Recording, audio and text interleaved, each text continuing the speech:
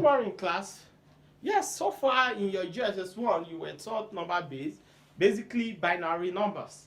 And from there, you were told that base two numbers have digits 0 and 1 only. Now, when you have base 3 numbers, take note, that is 0, it has digit 1, 0, 1, and 2. If you have base 4 numbers, that's the digits you have there, it consists of digits 0, 1, 2, and 3. If I have base 5 numbers, the numbers consist of 0, 1, 2, 3, 4. If I have base 6 numbers, it consists of 0, 1, 2, 3, 4, 5. That means consists of digits that are less than the base by 1. Now, base 7 will consist of 0, 1, 2, 3, 4, 5, 6. Base 8 will simply consist of 0, 1, 2, 3, 4, 5, 6, and 7. Now, the next thing, if you can still remember in your GSS1, you were taught how to convert 101 base 2 to base 10. To convert, this is binary number. Let me take that as example 1. If I'm to convert this base 2 number to base 10, we use what we call the expanded form. For the expanded form, you have 101 base 2. You number it. You label it from the back, that's 0, 1, 2.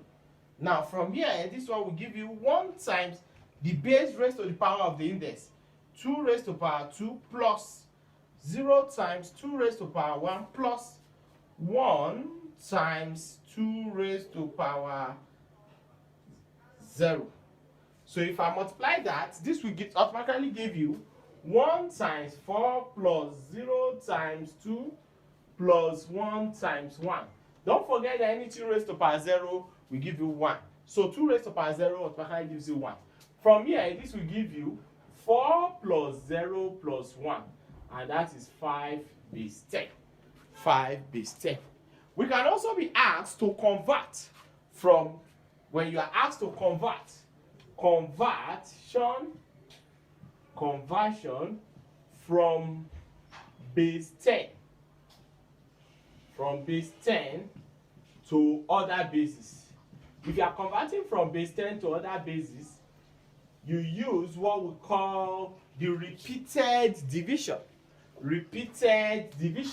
How do we go about that? Let's say, for example, that I'm to convert. Example 2. If I am to convert 5 base 10 to what? To binary number. That means binary number, that means I'm converting it to base 2. How do I go about that? Convert 5 base 10 to binary number. To do that, I'm going to use the repeated division. So I'm going to divide by a base I'm converting to. That will be 2. How many 2 will go in 5? That will give you 2 remainder. You write the remainder 1. 2 here will give you 1 remainder 0. 2 here will simply give you 0 remainder 1. So your base is now, you write it from down. That is 101. So that automatically give you 101 base 2. 101 base 2. We'll continue with addition and subtraction of number base. Now the first example says that we have to add these two numbers, they are in base 2. Now you have 1011 base 2, add it to 111 base 2. Please take note, you don't call this 1011 because this is base 2 number. You call the numbers digit by digit. Like for this one is 1011 base 2 added to 111 base 2. Now you will take note, recall, when in your primary school the numbers you have been working with is base 10 numbers. For example, if I have something like 8 plus 3, yeah, that will give me what? That will give me 11. But you don't write 11. Why?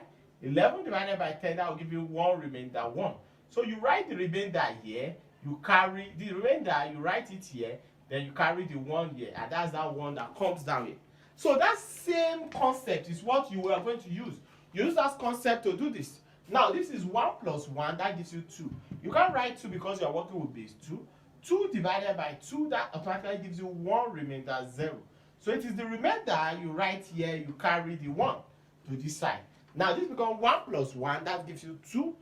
2 plus 1, that gives you 3. So 3 divided by 2, but I give you 1 remainder 1. So you write the remainder, you carry the 1. Yeah, 1 plus 0 gives you 1. 1 plus 1 gives you 2. You write the 0, you carry the 1 here. 1 plus 1 gives you 2. That you carry 0, you carry the 1 here. So it becomes 1 0 0 1 0 base 2. Now let's move to the second one. 5 plus 3, that gives you 8. 8 divided by 7 gives you 1 remainder 1. So what do we have? We have write 1 here. We carry the 1. 1 plus 4, that's 5 plus this gives you 6. Since it's not up to 7, you write it. 3 plus 2 gives you 5. That is 5 6 1 base 7. Let's move to subtraction. For subtraction, what do you have?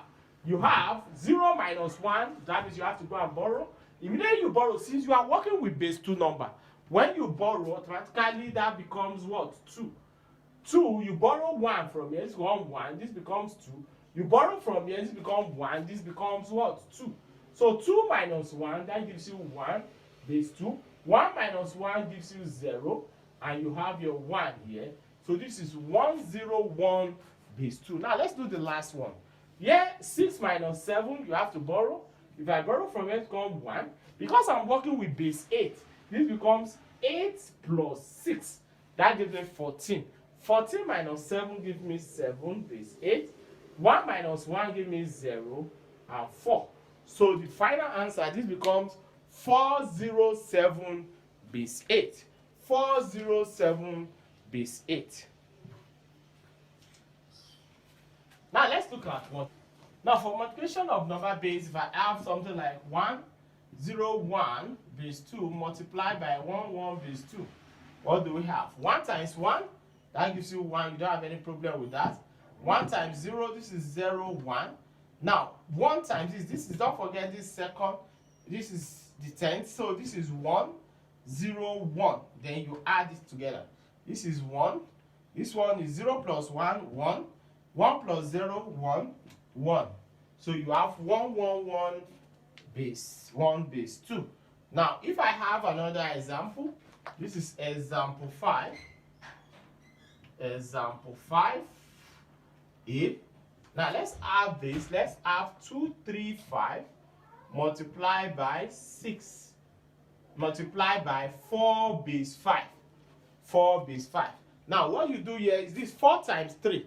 What's 4 times 3? 4 times 3 will give you 12. You can't write 12 here, don't forget. So this will be 12 divided by 5. That will give me 2 remainder 2. So I'm going to write the remainder here, 2. Then I will carry this 2 here to this place. 4 times 2 gives you 8. 8 plus the 2 you carry gives you 10. 10 divided by 5 gives you 2 remainder 0. So this will be 0. I carry the 2, and this is it. So this becomes 202 base 5.